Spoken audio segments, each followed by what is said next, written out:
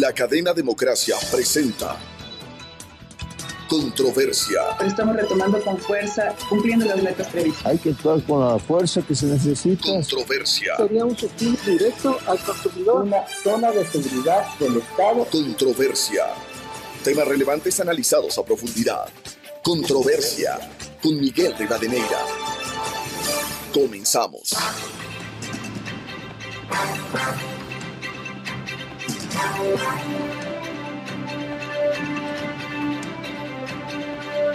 En escena a través de Exa FM, Democracia M y Democracia TV.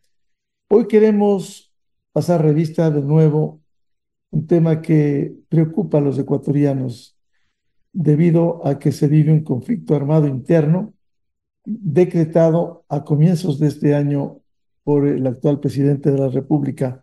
¿Cuáles son los problemas derivados de la inseguridad, la presencia de bandas delincuenciales, los resultados de las acciones de la fuerza pública? Ha habido muchas publicaciones e insumos que permiten, más allá del diagnóstico, ver la situación que se vive en el país. Quiero dar la bienvenida para analizar estos temas a la doctora Claudia Carrasquilla, ex fiscal en Colombia, actual concejal en Medellín, con mucha experiencia en estos temas. Colombia nos ha enseñado en su lucha a través de décadas. En estudios, el coronel Mario Pazmiño, experto, exdirector de inteligencia en Fuerzas Armadas, y el doctor Daniel Pontón, analista y académico en la Universidad de Posgrado IAEN. Bienvenida, bienvenidos. Quisiera empezar con el coronel Mario Pazmiño. Hace poco nos hizo conocer un análisis de la situación en el país, especialmente los resultados entre enero y septiembre que dan cuenta de esta realidad, y también ha publicado libros como este que nos ilustra por qué estamos como estamos en el Ecuador. ¿A qué punto hemos llegado? El gobierno ha optado, como lo hicieron regímenes anteriores, por los decretos de estado de excepción. ¿Cuánto se gana con esto, coronel Mario Pazmiño? Muy buen día. Gracias, Miguel. Un cordial saludo a todos los televidentes y radio escuchas de este prestigioso medio de comunicación. Quiero saludarle también a la doctora Claudia, distinguida amiga, a Daniel también, que nos está acompañando en este panel. Con relación a la pregunta, estimado Miguel, creo que el gobierno del presidente Daniel Noboa está haciendo todo el esfuerzo, y tenemos que reconocer los ecuatorianos fundamentalmente que ha sido una decisión valiente el decretar o declarar un conflicto armado interno. Los otros presidentes no lo han hecho, este lo ha hecho, y pues ha tomado el toro por los cuernos. Ha tenido éxitos en algunas áreas, pero también fracasos en otras, y eso es importante analizarlo para poder corregirlo. Lo que pasa básicamente es que el Ecuador tiene un posicionamiento geográfico muy especial que facilita y que atrae a los países productores para la salida de esta droga en el contexto internacional. Pero además de eso, el país ha comenzado a mutar, a crear nuevas estructuras, y estructuras que comenzaron como bandas pequeñas siguen creciendo. Han llegado en la actualidad, 3 de ellas, a ser microcarteles o carteles de primera generación, y esto complica más el escenario. Yo recuerdo la época de los 70 en Colombia, cuando bandas pequeñas comenzaron a crecer, fueron mutando, se transformaron en microcarteles y luego carteles de importancia, cartel de Cali, el cartel de Medellín, etcétera, etcétera. Pero ese proceso de mutación, estamos viendo que está arrancando en el país. Tenemos, de acuerdo a lo que ha dicho el presidente de la República, 22 grupos de terrorismo urbano, y yo no los categorizaría como grupos terroristas, sino más bien como grupos de delincuencia organizada con acciones o tipo de estrategias de terrorismo. Pero dentro de estas 22, 3 de ellas comenzaron a ir un poco más adelante, dar varios pasos adelante. Y dentro de esos está pues el grupo Los Choneros, Los Lobos y Tiguerones, que ya no solo tienen una injerencia operativa en el país, sino que también han comenzado a influir en la parte sur de Colombia, frontera con Ecuador, y en la frontera con Perú. Por otro lado, creo yo que la presión que viene ejerciendo el Estado ecuatoriano sobre estas organizaciones, especialmente en el litoral ecuatoriano, han generado una migración delictiva o una metástasis delictiva al resto del país y han comenzado a complicar la situación de seguridad en otros escenarios, por ejemplo, la ciudad de Quito, el sector de Ambato, La Tacunga, el Cuenca también, pero esto se debe a que existe verdaderamente una presión sostenida de parte del gobierno y eso me parece importante. Hay que hacer mucho más porque no podemos solucionar, el Estado no puede solucionar el problema que tiene al momento en un año y medio, ni tampoco en un periodo presidencial. Se necesitan acciones a largo plazo, políticas públicas de largo alcance que vayan orientadas fundamentalmente a mejorar las condiciones de vida del pueblo ecuatoriano. Ahí está verdaderamente el objetivo central de políticas que vayan a contener el tema del crimen organizado. Coronel Pazmiño, hay uno de los ingredientes dentro de este problema de seguridad, cómo se han ido organizando los grupos delincuenciales organizados, de tal manera que incluso cuentan con el reclutamiento de menores de edad. ¿Cómo se ha determinado? Bueno, se determina esto porque primero estas organizaciones delictivas han comenzado a sentarse en espacios territoriales. A eso se lo denomina santuarios. ¿Qué es el santuario? El santuario es un espacio territorial en donde el Estado no tiene una presencia efectiva o es nula y donde las condiciones permiten que ese grupo delictivo comience a apoderarse del territorio y también a influir en las personas. Si es que dentro de ese santuario existe algún colegio, alguna escuela, van inmediatamente a influir sobre esos estudiantes, sobre ese alumnado, para comenzar a reclutar a estos muchachos. Y pues van a pagar sus servicios.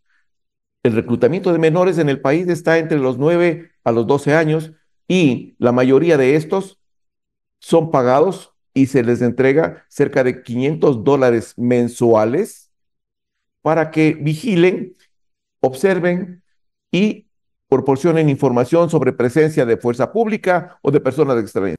Pero también se utilizan a esos muchachos, a esos jóvenes, para que ubiquen a sus amigos, los recluten también o comience la actividad de microtráfico.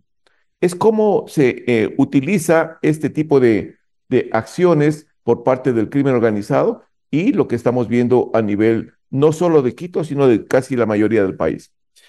Bienvenida a la doctora Claudia Carrasquilla, exfiscal en Colombia y actual concejal en Medellín. De esa amplia experiencia que ha tenido Colombia, hay un ingrediente importante, no solo la acción de la fuerza pública, de Fuerzas Armadas, de la policía, sino también de los órganos de justicia, la fiscalía. ¿Cómo ve la situación que estamos viviendo en el Ecuador de la experiencia que ha vivido en Colombia? Buen día. Buenos días, Mario. Un saludo también para Daniel, para los televidentes y los oyentes. El fenómeno que Ecuador está viviendo en este momento es el fenómeno que nosotros vivimos más o menos en la época de los años 70, como lo dijo Mario ahorita, y es todo el tema del fenómeno del narcotráfico.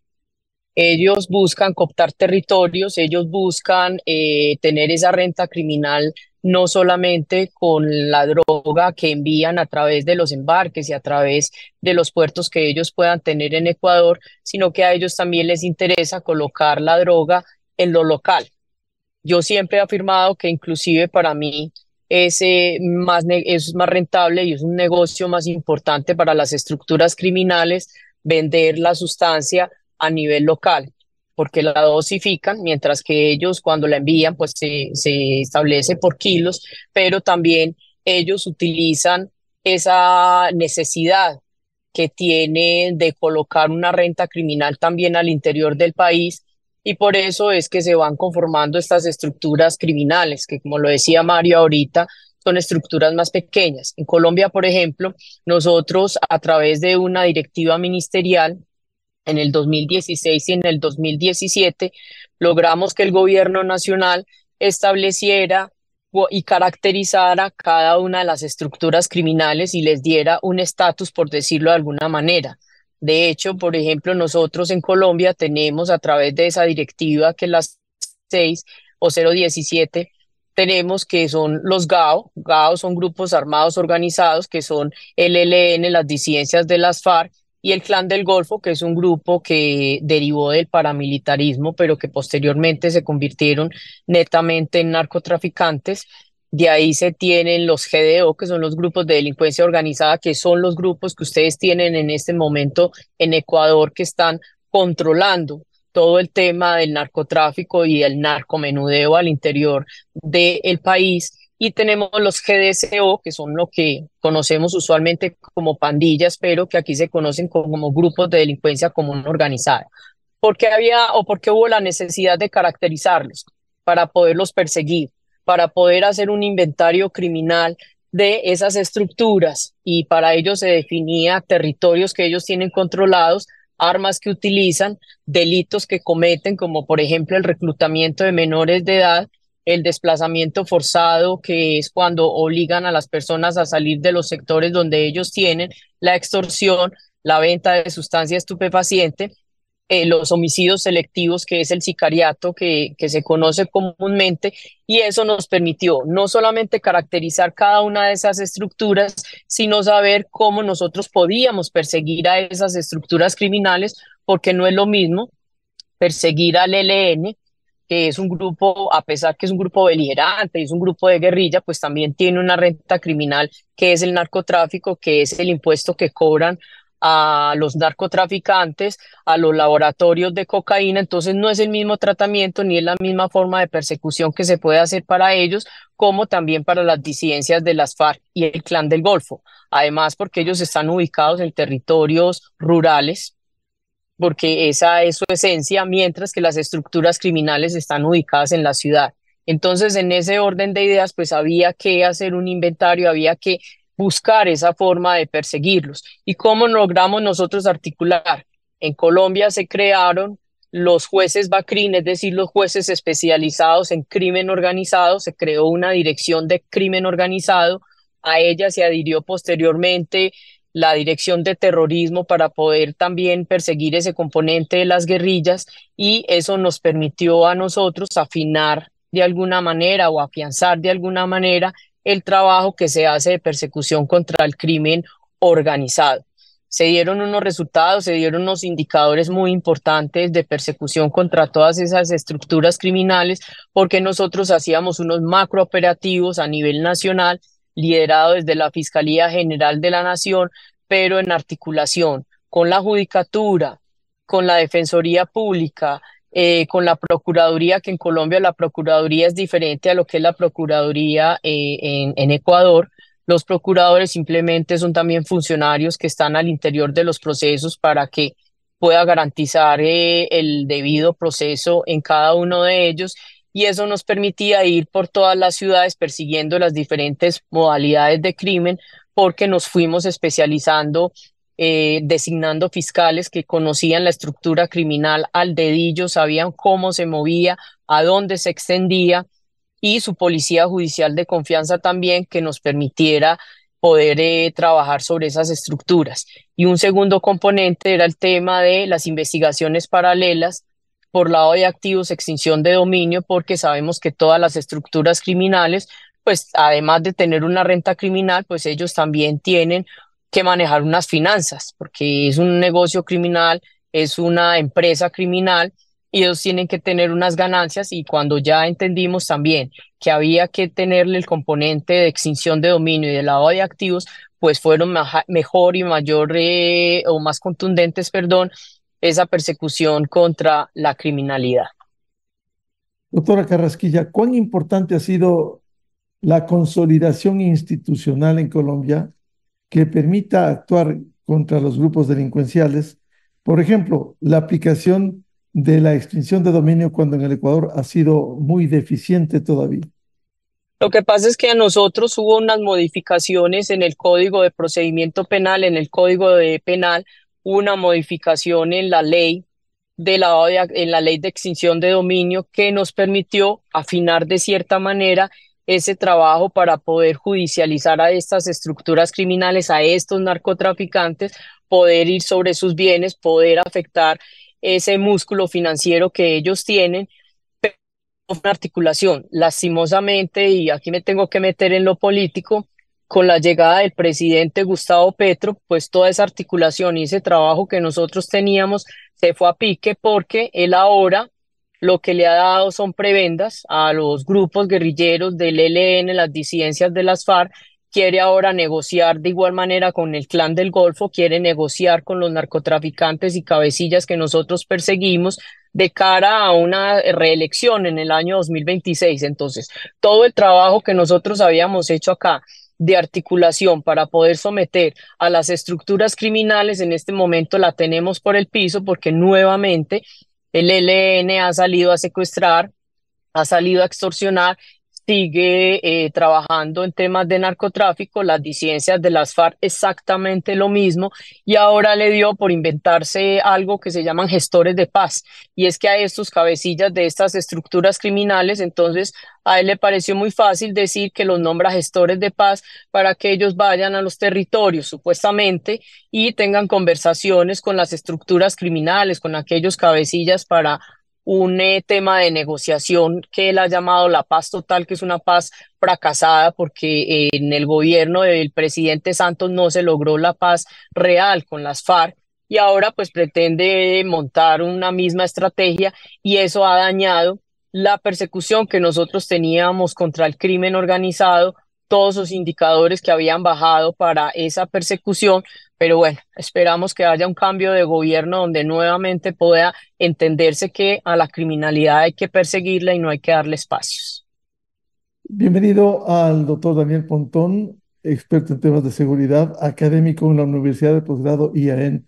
¿Cómo ve esta problemática ecuatoriana con esta experiencia también que ha vivido Colombia? Buen día, doctor Pontón. Bueno, gracias. Igual un saludo a todos. A ver, yo en varias participaciones que he tenido en este medio y en otros he sido claro en definir que el caso ecuatoriano es un caso de estudio, ¿verdad? Y eso me parece que es importante. Yo siempre creo que las experiencias de otros países son relevantes en materia sobre todo de acción pública, ¿sí? Eh, pero claramente cada uno de los países va definiendo una metodología, unas especificidades propias de cada país. Es complejo identificar el caso del Ecuador porque lastimosamente no hemos tenido, digamos, las luces suficientes y eso yo me incluyo porque lastimosamente digo, hay una comunidad de gente de opinión pública, de gente que hace academia, de los que hace gestión pública, de los políticos, ¿sí? Que un poco deben estar comprometidos en esto, pero que nunca anticipamos este proyecto, este problema que estamos viviendo, que es muy grave y es muy complejo. Yo creo que ahí nos hemos pasado disputándonos ciertas hegemonías de los diagnósticos, pero nunca hemos sabido explicar qué es lo que está pasando para efecto de tomar decisiones. Y también hay que tomar en cuenta que a veces las decisiones de parte de los gobiernos, en este caso, han sido bastante previsorias y aparecería monolíticas, en el sentido de que no salimos del mismo esquema del famoso estado de excepción, por ejemplo. Yo no le veo mucha diferencia. Con la especificidad de que este gobierno decretó en el mes de enero un conflicto armado interno que para fines comparados en otras regiones nunca se ha decretado un conflicto armado interno para atender una problemática de características similares o parecidas al caso ecuatoriano, caso Colombia, por ejemplo, o México, o Centroamérica igual, pero que el caso Ecuador ya se lo decretó en el sentido de eso. En esa lógica, me parecería que habría que matizar cuáles son los alcances de esa medida. Yo creo que el problema del Ecuador básicamente es que estamos viviendo en los rezagos de de un gran rompimiento de un statu quo criminal que se agotó en el año 2018-2019. Yo le llamo ese el concepto de la gobernanza criminal, ¿no? El Ecuador, la involucramiento del Ecuador en la cadena de narcotráfico es sistemática durante muchos años y se ha venido agudizando ciertamente en los últimos años, sobre todo Es escandalosa la cifra de salida de droga que tenemos actualmente por los puertos de Guayaquil hacia Europa, por ejemplo. ¿Sí? El tema del narcotráfico ha escalado mucho y el narcotráfico, hay que decirlo abiertamente, es una plataforma del delito organizado. O sea, el delito organizado no solo se agota el narcotráfico, pero el narcotráfico es como la plataforma financiera que posibilita al crimen organizado expandir su red de territorio, ¿sí? O su influencia política, territorial, social, económica, en general. Y esa es gran parte del problema de la vulnerabilidad. Pero yo creo que, yo decía que se alteró este status quo criminal, esta gobernanza que le dio, porque al final la verdad es un orden criminal, ¿sí? Que de alguna otra forma no sabemos identificar, porque al parecer Ecuador lo que hemos visto es un proceso de atomización de una serie de estructuras criminales, que bien decía la compañera colombiana, no recuerdo el nombre bien, pero decía que para ciertos lados son grupos de delincuencia común, ¿sí? Otros lados son delincuencia organizada, el Ecuador no nos ayudó, otros dicen son rezagos de pandillas, no tenemos todavía una forma de caracterizarlas propiamente, pero bueno, todos les llamamos bandas criminales que claramente se va atomizando y se va haciendo mucho más violentas, no sé si tan organizadas, pero sí violentas, extremadamente territoriales y con una capacidad de expansión de su capacidad criminal muy severa, ¿sí? O sea, yo tomo el caso siempre de ejemplo Ponce Enríquez, ¿no? De un problema de minería ilegal que el Ecuador ya lo venía adoleciendo por mucho tiempo, desde la época de los 2000 se hablaba ya de minería ilegal y cada vez más agudo. Tenemos actualmente a un grupo de delincuencia organizada, ¿no? Metido en la minería ilegal, cuya característica más palpable es la violencia, las masacres que se están cometiendo en Ponce Enríquez, ¿no? Tenemos casos, por ejemplo, de grupos de delincuencia organizada, o estos géneros, estas bandas criminales, que son especie de rezagos atomizados de gente joven, de estratos marginales, de exploraciones marginadas, de territorios que son excluidos, que cada vez se empieza a penetrar más en otras esferas. Por ejemplo, el caso de la corrupción en Durán. Es ejemplo, la corrupción, no nos dejemos las vestiduras. La corrupción es un problema estructural en el Ecuador, que está presente en mucho tiempo, pero que actualmente estas bandas ya tienen presencia en cuestiones que tienen que ver con contratación pública, por ejemplo.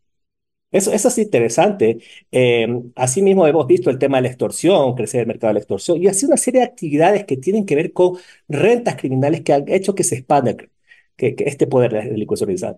¿Cuál es la explicación que yo encuentro detrás de esto? Yo veo que aquí hay una estructura, un rompimiento, aquí hay un proceso de ruptura de un orden criminal que diverge a través de una especie de botella, una especie de botella triturada, ¿no?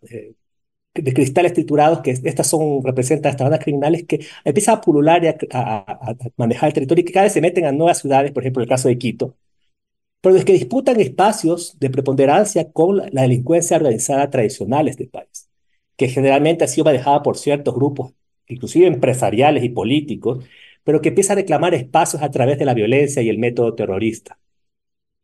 Y eso me parece que ha sido la característica más fuerte. La violencia y el método terrorista ha sido como el móvil principal. Con un colega en Flash estamos escribiendo un paper sobre eso, porque yo sí creo que aquí hay un movimiento de una especie de sublevación criminal, ¿no? Que tiene que ver con una lógica de una estructura social que empieza a entender que a través del proceso carcelario, que fue creo que el cambio, el sí que se dio el país, empieza a generar poder territorial y lo hace a través de la violencia. Y eso es el gran parte del problema que Ecuador vive actualmente de su escalada de violencia tan abrupta, ¿sí? Que el conflicto armado es necesario, tal vez sí. Yo creo que un momento armado fue necesario porque obviamente el método terrorista nos paralizó, ¿no? Y bueno, todo el mundo vivimos los rezagos de eso. Que es necesario prolongarlo, tal vez. Que necesita permanentemente estados de excepción, tal vez sí, porque no puede haber un conflicto armado sin un estado de excepción. Ojo, yo no entendería cómo usted puede librar un conflicto armado sin un estado de excepción. Por eso también la tendencia necesaria siempre permanentemente los gobiernos a reactualizar estos estados de excepción y extenderlo a otro tipo de realidades. No estoy muy seguro que la causa de Quito sea ciertamente el tema del crimen organizado. Yo creo que Quito tiene otras características que tienen que ver más con lo político. Pero que definitivamente, estimado Miguel, se queda muy corto a la problemática que estamos viviendo, ¿no? Yo no creo que gran parte del problema que está viviendo el país es que los gobiernos han hecho casi nada para establecer políticas de largo plazo, estrategias de largo plazo que permitan articular esfuerzos que vayan más allá de la lógica gubernamental y que se queden y que vaya mucho más de la lógica de la responsabilidad del gobierno como tal, porque el gobierno, la responsabilidad del gobierno está en la acción de policía y fuerzas armadas, que el gobierno le ha denominado actualmente bloque de seguridad, ¿sí? Cuya estrategia básicamente es, en este momento, es control de territorios, ocupación de territorios conflictivos, control de sus áreas de acceso, captura de objetivos de alto valor, líderes criminales que a veces no se sabe si son de tan alto valor, ¿no? Y en caso de uso de la fuerza, bueno, algún tipo de ejecuciones que se han dado en el marco del combate, ¿sí? Pero que obviamente el fenómeno parece tomar otro tipo de características y no sé si sirva para todos los territorios en general. Porque, por ejemplo, una cosa, lo que pasaba en Esmeralda, que había visto en la conversación que tuvimos antes de esta mesa un poco, escuché a Miguel, eh, perdón, a Mario, perdón, sobre el tema del éxito que hubo en Esmeraldas, o el éxito parcial que se tenía en Esmeraldas, pero lo que está pasando en otras provincias, el caso de Durán, el caso de la provincia de Manabí, específicamente la ciudad de Manta, habría que preguntarse cuáles son los logros, cuáles son los resultados de este tipo de políticas y cuáles son los desafíos que se necesita generar. Yo lo que no veo aquí son necesidad de incorporar otro tipo de enfoques, que no es que se disputan preponderancias de quién tiene la batuta, sino que complementan. En la seguridad del siglo XXI los esfuerzos son complementarios, son de coordinación. No se trata de restar, se trata de sumar esfuerzos. Y yo personalmente creo que el gobierno en este contexto está extremadamente limitado a la acción de Fuerzas Armadas y Policía como bloque de seguridad, pero ha dejado tal vez por su miopía o desconocimiento, por su debilidad o situación política, de desprenderse de las coordinaciones necesarias de otro tipo de actores que son fundamentales en este tipo de tareas. Ejemplo, la justicia. Yo veo aquí a la justicia, y lo vuelvo a repetir, muy ausente el debate de la problemática, ¿no? Yo veo a la fiscalía muy ausente el problema sustancial que está enfrentando con respecto al tema de la violencia, ¿no? Más allá de los casos metástasis, pomposos, etcétera, que son que ha ocupado la agenda del fiscal, pero aquí hay una agenda que tiene que trabajar con respecto a la problemática de la ciudadanía, a la problemática general del país, que necesita esfuerzos mucho más profundos de la justicia para atacar este problema. Los veo desconectadas, llámese Fiscalía y Justicia. Y un actor que es clave en el caso, por ejemplo, yo creo que los municipios, ¿no? Y no quiero con eso romantizar el tema de los municipios, porque mucha gente aquí habla de los municipios, pero enumera, pero no entiende la labor estratégica de un municipio, ¿ya? Tal vez la diferencia entre una intervención de conflicto armado, de militar, policial, conjunto, en un territorio, tal vez la diferencia está entre su resultado en el proceso de estabilización que se haga respecto al problema del conflicto. Tal vez en unos lugares se ha funcionado, en otros lugares no ha funcionado. ¿Cómo se logra el proceso de estabilización? Justamente crear mecanismos de gobernanza para justamente, y eso implica también el proceso de reinstitucionalización del problema. El ejemplo más claro es las cárceles. Se militarizaron las cárceles y nadie sabe cuándo van a salir los militares, porque detrás de eso no hay un plan de reinstitucionalización del tema carcelario. No solo tiene que ver con la infraestructura, es un problema del sistema en general, tema de instituciones, ¿no? Tal vez estamos generando solamente que la estrategia única puede ser policía, fuerzas armadas como bloque de seguridad a través de lógica del conflicto armado interno, sin tener claro que por ejemplo hay territorios que ya son de riesgo, por ejemplo Quito, donde lo que se requiere son otro tipo de estrategias mucho más urbanas para enfrentar este fenómeno. Uno no tiene idea de la capacidad que tiene el municipio en materia de prevención, de que los conflictos escalen con acciones que tienen que ver con dos cosas: ordenamiento territorial y planificación de lo que es la gestión de la infraestructura urbana. Eso es clave. Hay ejemplos de sobra en la región y que permite que ciertos problemas que empiezan a crecer empiecen a pulular. Por ejemplo, caso de Calderón. Calderón ya es un barrio complicado, popular, grande, que ya empieza a tener raivetes de crecimiento de ciertos tipos de organización criminal, pero ahí hay que establecer ciertas estrategias municipales que tienen que ver con la movilidad. Por ejemplo, la pregunta que uno puede hacer es cómo el metro, si llega a Calderón, puede cambiar la dinámica de ese sector. Si uno se pone a ver en Guayaquil, por ejemplo, en Guayaquil, ¿qué está pasando dónde están los santuarios que dice Mario respecto a Crimea? Son barrios que tienen con la característica, son sitios de expansión urbana que son relativamente nuevos en temas históricos y por lo tanto los servicios urbanísticos no han llegado de una manera importante a esos territorios. Son espacios de disputa, son nuevos territorios que un poco empiezan a generarse una serie de dinámicas que derivaron en una especie de conflictos criminales hiperviolentos. El caso de las Novas Prosperinas, que todo está en el sería el noroccidente, no recuerdo, no me ubico bien Guayaquil, que en Guayaquil está un poco el problema, ¿no? El Cristo del Consuelo, etcétera, una serie de cuestiones que son interesantes analizar desde el punto de vista urbanístico. Y obviamente también generar que no todo el Ecuador es una isla de conflictos. Ecuador también tiene zonas donde no pasa absolutamente nada y para eso también hay que trabajar en seguridad. Por lo tanto, hay que establecer una estrategia que le permita entender territorialmente el problema y establecer estrategias diferenciadas y que sean acordes a la dinámica territorial. Yo eso no veo en este momento y lastimosamente creo que ese es el porte de las limitaciones que estamos enfrentando en este momento frente a lo que debe ser la labor de un gobierno, ¿no? Coronel Mario Pazmiño, usted describía hace poco en un análisis respecto de la falta de controles de territorios, cómo se ha ido perdiendo estos famosos santuarios. ¿Cómo enfrentar cuáles son los resultados que debiera darse? Daría la impresión de que el Estado se está casi debilitando frente a los controles en los territorios. Básicamente los santuarios han ido proliferando desde 3 años a la fecha. Anteriormente en el país teníamos aproximadamente cerca de 14 santuarios, especialmente en el litoral ecuatoriano. Al momento hay 167 a nivel nacional y han tomado mayor preponderancia en ciudades en las cuales anteriormente la presencia de santuarios era mínima. Pero en estos santuarios no existe una influencia o un control gubernamental o estatal. Las organizaciones delictivas aprovechan que no hay una ausencia, o más bien dicho, aprovechan la falta de posicionamiento estatal, la ausencia del Estado, y comienzan a controlar estos sectores. Ahí se ejerce una gobernanza criminal. Las organizaciones delictivas comienzan a reemplazar las competencias constitucionales de los diferentes organismos, y especialmente del Estado, y comienzan a brindar servicios adicionales al mismo pueblo.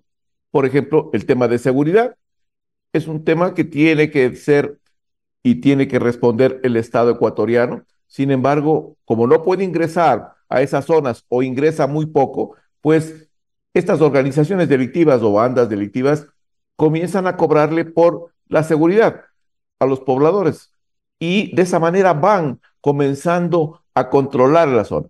Pero cuando existen santuarios, existe gobernanza criminal, el próximo paso es cuando se comienzan a fusionar los santuarios y crean lo que se denomina microestados, que comienzan a competir ya directamente territorialmente y con cierto tipo de injerencias, también ya políticas internas, con el Estado central. Lo que tratamos al momento con el informe que usted mencionó, estimado Miguel, es levantar las alertas ante las autoridades gubernamentales, las instituciones de la fuerza pública y sobre todo que los diferentes actores políticos que están al momento corriendo para poder llegar a Carondelet, pues estos actores políticos tengan un diagnóstico situacional de la realidad de nuestro país y puedan de esa manera generar políticas públicas y también planes de desarrollo gubernamentales que vayan orientados a solucionar los problemas estructurales que tiene la sociedad. Si es que no hacemos esto, vamos a seguir, yo diría, con un país que se sigue deteriorando, y estos últimos 3 meses van a ser una muestra palpable de lo que estoy diciendo. Vamos a ver que no vamos a poder controlar, que tampoco es que el estado de excepción y el toque de queda van a disminuir los niveles de inseguridad y violencia. Lo que vamos a ver es que va a haber un incremento, y también a esto súmele el tema energético, que estamos en un problema a nivel de todo el país, y también Súmenle a esto el tema de la campaña electoral. Todos estos ingredientes colocan al país en una bomba de tiempo de inseguridad que va a ir creciendo permanentemente. Solo por tener una referencia, y quiero apuntalar al tema de Quito, porque Quito anteriormente no tenía nada que ver con el tema de inseguridad, pequeñas muestras.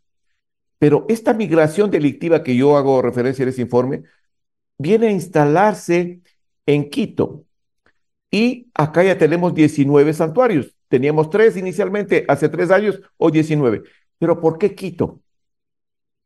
El distrito metropolitano es al momento o se encuentra dentro de lo que se conoce como el Triángulo Dorado de la Cocaína, con 3 vértices. El primero en el sector de Tumaco, departamento de Nariño colombiano, en Puerto Asís, en el departamento de Putumayo, y la ciudad de Quito. Por ahí atraviesan estos corredores y por ahí van transformando a una ciudad que era tranquila, le van transformando en una provincia y en una ciudad bisagra. ¿Qué quiere decir esto? Que llega hacia esta ciudad los cargamentos o la droga, se acopia temporalmente, inmediatamente se abre para que pueda salir y redistribuirse en las plataformas internacionales de distribución. Quito cambia ese estatus, pero también Quito tiene otra característica especial. Al tener cerca de 3 millones de habitantes y un poco más tal vez, sirve para cubrir o encubrir las acciones de estas organizaciones terroristas, perdón, delictivas. Otro punto importante es que en la capital, pues la gran cantidad de empresas, también de funcionarios, comercios que no han sido golpeados por la escalada de vacunas y extorsiones, es un campo virgen para que estas organizaciones comiencen a ampliar su negocio en estos espacios territoriales. Vamos a ver un incremento de santuarios a nivel nacional. Eso, pues, no lo podemos controlar. En ese sentido, ¿cómo enfrentar? ¿Cuánto juega la justicia que nos decía la doctora Claudia Carrasquilla, la acción de fiscalía? Yo creo que aquí hemos tenido casos emblemáticos en donde jueces, fiscales, salvo la fiscal general que ha tenido un papel valiente para combatir a los grupos delincuenciales organizados, ha habido una debilidad en el sistema de justicia, de investigación penal y también del órgano administrativo y disciplinario de los jueces. primero, Miguel, creo que hay que hacer una reingeniería total del sistema de justicia. No puede ser que jueces y fiscales pues trabajen para el crimen organizado y levanten la bandera de la impunidad permanentemente en el país. Algo que dice Claudia es fundamental: categorizar las diferentes estructuras delictivas. Eso se necesita en el país para poder estructurar básicamente las acciones que tienen que ir golpeando a cada una de estas estructuras. Esto es importante. Pero la otra cosa, ¿cómo ganamos, cómo le damos tranquilidad a los quiteños y a los ecuatorianos? Y aquí quiero yo resaltar lo que acaba de indicar el Comando Conjunto. Están haciendo ya el llamado a las reservas para poder fortalecer el dispositivo y brindar una mayor presencia disuasiva permanente en territorio. Eso es lo que necesitamos para poder acorralar, en cierta forma, a la delincuencia. Pero paralelamente a esto, y a eso quiero recoger los 2 criterios, tanto de Claudia como de Daniel, lo importante no está en el pie de fuerza, lo importante está en tener políticas públicas y políticas sociales que vayan verdaderamente a mejorar las condiciones del pueblo, mejorar la educación, mejorar la salud, mejorar los servicios básicos, mejorar fuentes de trabajo. ¿Ustedes creen que una sociedad, cualquiera que sea esta, especialmente aquí en el Ecuador, va a irse a caer en las manos del crimen organizado si tiene todas estas características de estos beneficios? Yo creo que no. Una cosa importante: 2 potenciadores que se tienen que destruir. la pobreza y la inequidad. Son los dos potenciadores que utiliza el crimen organizado. Doctora Claudia Carrasquilla, de la experiencia en Colombia, decíamos, ¿cómo lograr una fiscalía y una justicia acorde al combate a estos grupos delincuenciales? Porque el Ecuador ha tenido una debilidad. Hoy hay casos precisamente en donde se está juzgando a jueces. Algunos han admitido que trabajaron para el narcotráfico, que trabajaron para los grupos delincuenciales organizados y han recibido penas reducidas precisamente por admitir de su colaboración con estos grupos delincuenciales. Yo pienso que el tema es de voluntad. Lo primero que tiene que lograr Ecuador es a través de su fiscal general. Ustedes han dicho que es una mujer muy valiente, es que ella pueda lograr la articulación, ella pueda lograr la depuración de la misma institución cuando ella advierte esos focos de corrupción que le permita poder adelantar esas investigaciones contra el crimen organizado y contra los narcotraficantes. Es una medida que puede costar porque puede generar muchas críticas a los estamentos judiciales, pero que también hay que darse la pela. Nosotros, por ejemplo, acá, cuando adelantamos las investigaciones, logramos crear un grupo que se llamaba de cooptación de Estado. Y esa cooptación de Estado era precisamente eso, la participación de jueces, de fiscales, de policía judicial y de policía de vigilancia que trabajaban al servicio de estructuras criminales. Se hicieron las persecuciones, se hicieron las capturas y eso logró bajar de cierta manera pues todo el tema de corrupción que se venía manejando al interior, porque es que a las estructuras criminales les es muy útil y muy importante tener los componentes de la cooptación de Estado para ellos poder consolidarse en los territorios y tener ese control que ellos necesitan, no solamente el económico, sino también quien les esté informando cuándo se van a hacer los procedimientos, cuando hayan capturas, entonces aquel juez que no les va a imponer medida de aseguramiento los va a dejar en libertad en un juicio oral. Entonces, por eso ellos necesitan siempre la presencia del Estado para ayudar a consolidarse.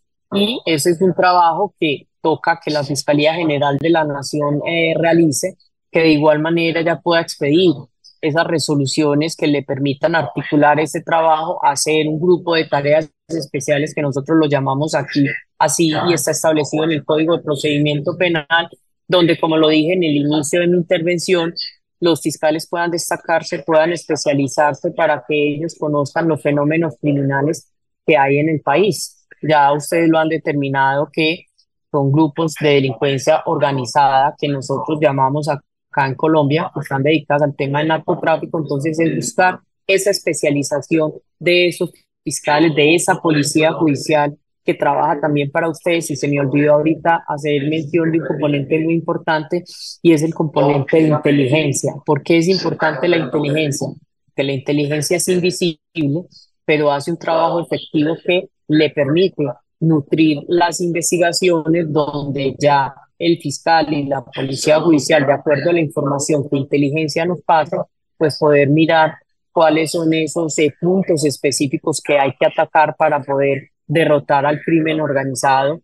La tecnología también es supremamente importante porque yo lo he dicho en muchas de las charlas, no es lo mismo yo irme a un juicio oral con 5 testigos que son permeables, que son 5 testigos que en el momento del juicio oral ya ellos no me van a declarar o van a cambiar las versiones, a yo poder tener a través, por ejemplo, de las interceptaciones de comunicaciones, pues cómo se mueve la estructura criminal, cuáles son las responsabilidades que ellos tienen, cuáles son los delitos que ellos cometen y, en fin, cada una de aquellas actividades técnicas que se tienen dentro del Código de Procedimiento ecuatoriano, pues para que ustedes puedan realmente investigaciones, pero realmente todo se circunscribe en celular, que es voluntad de la Fiscal General de la Nación, de las autoridades, de los legisladores, del presidente de la República, para que puedan tener una persecución adecuada al crimen organizado.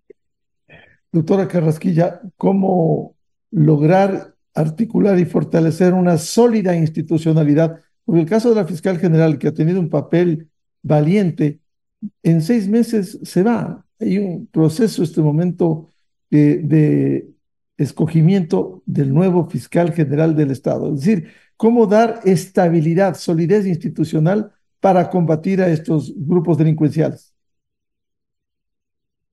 Es lo mismo que yo he venido insistiendo a lo largo de la intervención.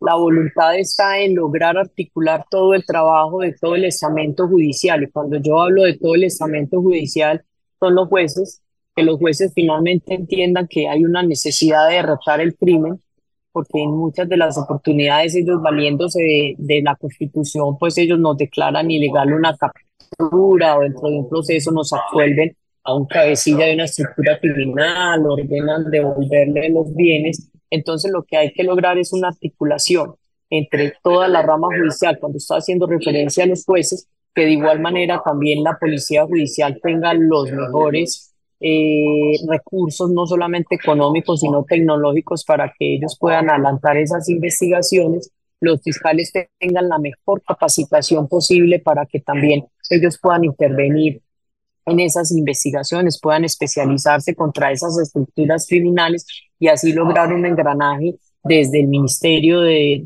Defensa, que me imagino que tienen ustedes, y el Ministerio de Justicia, para que se creen unas políticas desde allá que inclusive le dé esas herramientas a la Fiscalía General para que ellos puedan actuar contra el crimen organizado. Doctor Daniel Pontón, en estos momentos, ¿cómo articular políticas frente a esta realidad que estamos viviendo de tal manera que permita, partiendo del control de los territorios que en algunos sectores, el caso de los ríos, Guayas, ahora ya vemos en Quito, cómo se ha ido perdiendo ese control del Estado? Bueno, creo que ese es el desafío principal. Yo había anticipado que el desafío de la gestión de la seguridad en el siglo XXI son labores de coordinación, ¿no? Y complementariedad. Por algo eso está establecido inclusive en la Constitución, la subsidiariedad, ¿no? Que es básicamente el plus que se establece actualmente en materia de una visión más de la integralidad. A ver, el problema es que la gente confunde coordinación con reuniones, ¿no? Y eso me parece que es lo que menos se requiere, porque la gente se busca reunir, se reúne, coordinan, hablan, se toman la foto y se van. Y de ahí la tarea sigue siendo del gobierno a través de la policía y Fuerzas Armadas, ¿no? Con muy pocos resultados respecto a lo que se requiere. Por ejemplo, en el ámbito de la justicia, lo que se requiere en este país es una política criminal, que es un tema que se ha rasgado mucho la vestidura a la gente ahorita hablando sobre política criminal. Generar un órgano de política criminal que hasta ahorita se lo ha creado, inclusive se quiso crear, no sé si se lo creó, un Ministerio de Política Criminal, cuyo desafío es básicamente generar una estrategia del Estado frente a este problema y múltiples problemas que enfrenta la seguridad del país, pero especialmente sobre este problema. Tomando en Si me consideración que lo que... permite, Daniel, hasta el día de hoy, y esto por testimonio de ministros, secretarios de Estado, no se ha podido establecer claramente la dirección de una política criminal que esté en la ley y que no se ha podido construir este consejo para su implementación. Mire usted, o sea, sí, que hemos creado ya a nivel legal, o sea, no es problema de falta de ley, es problema ya de implementación, estos mecanismos. Pero estos cuerpos que son a veces colegiados necesitan también de organismos técnicos que le den insumos, ¿no? Por ejemplo, crear organismos que le permitan tener buenos diagnósticos para tomar decisiones a distintas escalas, porque una cosa es la decisión que uno se establezca a escala nacional. Una cosa es la escala, la visión que se tiene desde el Estado respecto al problema de estos grupos de delincuencia organizada, criminal, y la violencia y el narcotráfico. Otra cosa es lo que se puede hacer a escalas ya mucho más territoriales. Y ahí me parecería que también habría que precisar cuáles son los espacios a nivel territorial de coordinación que se requiere.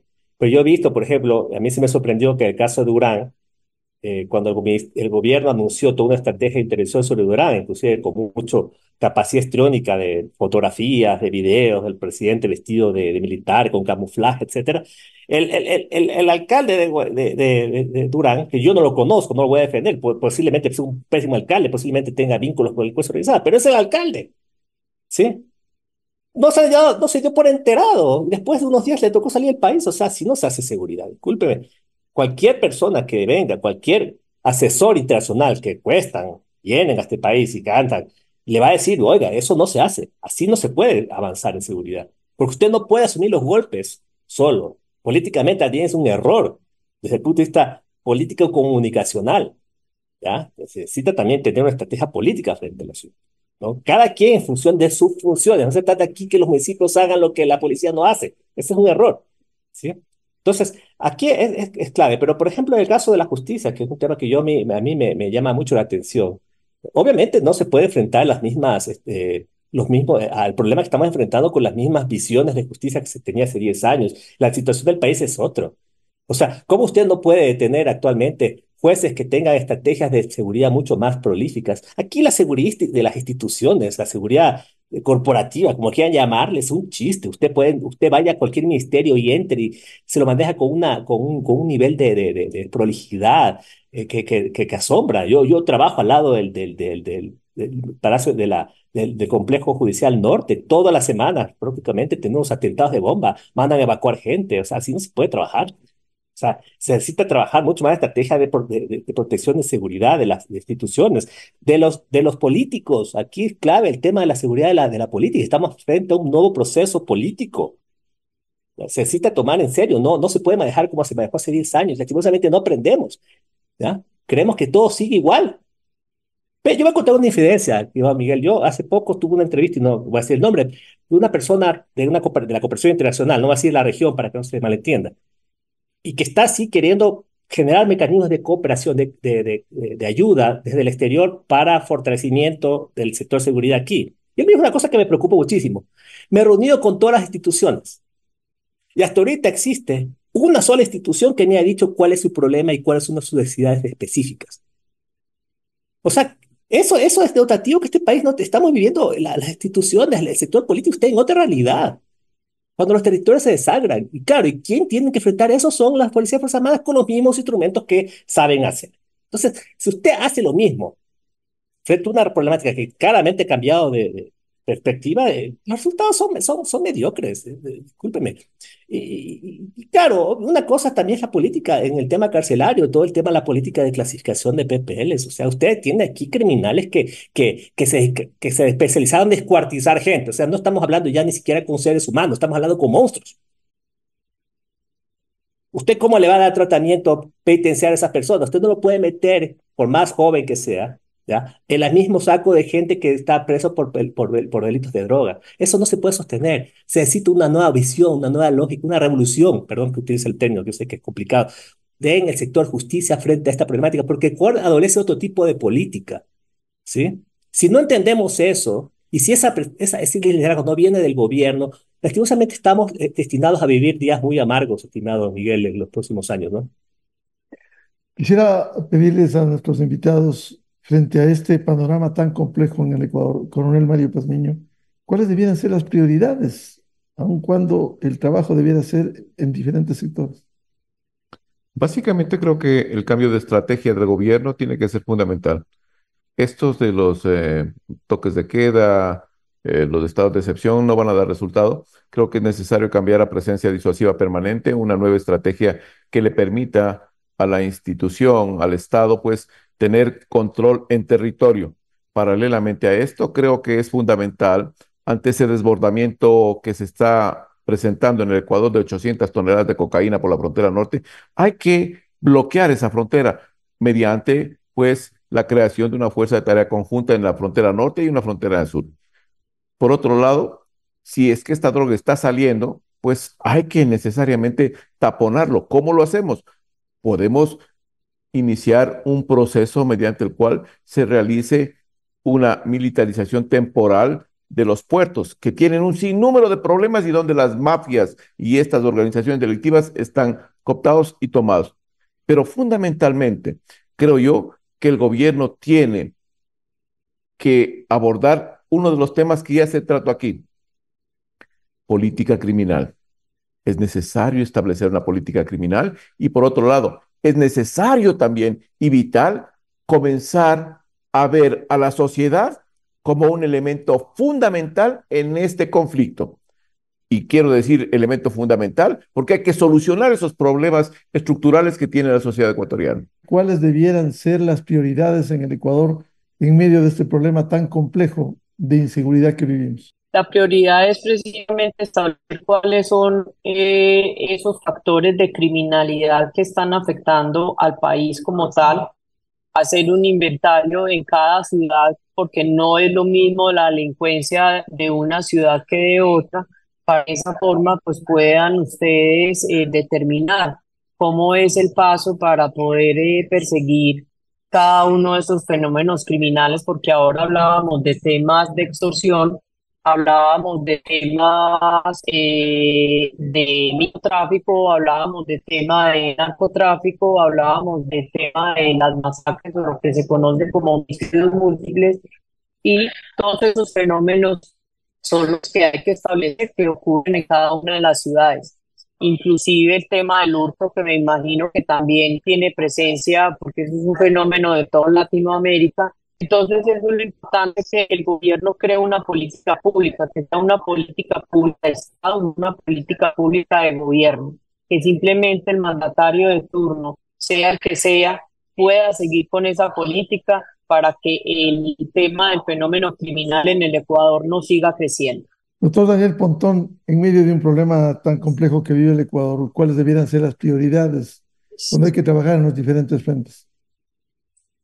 Yo creo que la prioridad en este momento, yo no creo que el problema está en Policía y Fuerzas Armadas, más allá de que me preocupa sí que no tengan claro cuáles son sus problemas, ¿no? Por ejemplo, yo decía que la policía tiene que actualizar su sistema de información, es precario, no se ha innovado nada, la policía no ha innovado estrategias, me parece que es importante, igual no puedo hablar de Fuerzas Armadas porque no conozco a profundidad ese tema, pero podría estar en la misma cosa. Entonces, los sistemas de información son fundamentales, ¿no? Es clave una policía bien informada. Yo siempre le digo esta parte de su rutina, pero me parecería que ahí no está tanto el problema. Yo creo que el gran éxito urgente, necesario, es una acción directa sobre el tema de la justicia. Que no suene su intervención, que no suene esa politización, sino estar a sintonía con un problema que está viviendo el país y que la justicia tiene que responder porque es un servicio público. ¿Sí? O sea, se juega la justicia independiente autónoma, que donde yo digo esa autonomía con el libertinaje, hay que saberlo matizar. Yo creo que ahí se necesita una acción política, claro, sobre ese tema. ¿Sí? Y eso es urgente, porque eso no puede ser de largo plazo. Se necesita acciones urgentes, estrategias, por ejemplo, de protección del trabajo de jueces para el juzgamiento. El concepto de la accountability, de la métrica que le llaman, de la justicia, nadie quién sabe cómo estamos procesando a los jueces. No puede ser que la policía tenga 97% de los casos, o perdón, 93% de los casos de homicidios tengan una investigación donde la policía dice que es caso resuelto, pero nadie dice que ese 7% de lo que dice la policía han llegado a un juicio terminal. O sea, el nivel de impunidad de este país es atroz. ¿Sí? Y tantas tareas que hay que hacer de mediano a largo plazo, porque obviamente se necesita de muchos recursos que ese tema no ha topado. Ojo, no hay plata en este país, es un país muy quebrado, pero lastimosamente aquí hay que saber priorizar. La política también es un arte de saber priorizar, y las prioridades en este país sabemos que están en la parte energética, en la parte económica y en la parte securitaria. Y si hacia ahí no van los recursos y las prioridades, estamos muy mal parados. Muchas gracias por aportar a este análisis. Grandes desafíos que tiene el Estado ecuatoriano, la institucionalidad, su depuración. Terminar con esta impunidad que vive el Ecuador para poder afrontar con mayor éxito los problemas de la inseguridad, el conflicto armado interno que vivimos, la presencia de bandas delincuenciales y los resultados que dan la fuerza pública. Muchas gracias por participar en este programa desde Medellín, Colombia, la doctora Claudia Carrasquilla, exfiscal de Colombia y concejal de Medellín, el coronel Mario Pazmiño, experto y exdirector de inteligencia en las Fuerzas Armadas, y el doctor Daniel Pontón, analista y académico en la Universidad de Posgrado IAN. Muchas gracias, muy amables. Gracias, hasta luego. Adiós. Muchas gracias a ustedes por la invitación. Una feliz tarde para todos. Muchas gracias. Gracias también. Con esto cerramos el programa Controversia en Escena a través de Exa FM, Democracia M y Democracia TV. Les deseamos un feliz fin de semana a todos. Muy buen día. Esto fue Controversia, temas relevantes analizados a profundidad. Miguel Rivadeneira vuelve el próximo sábado.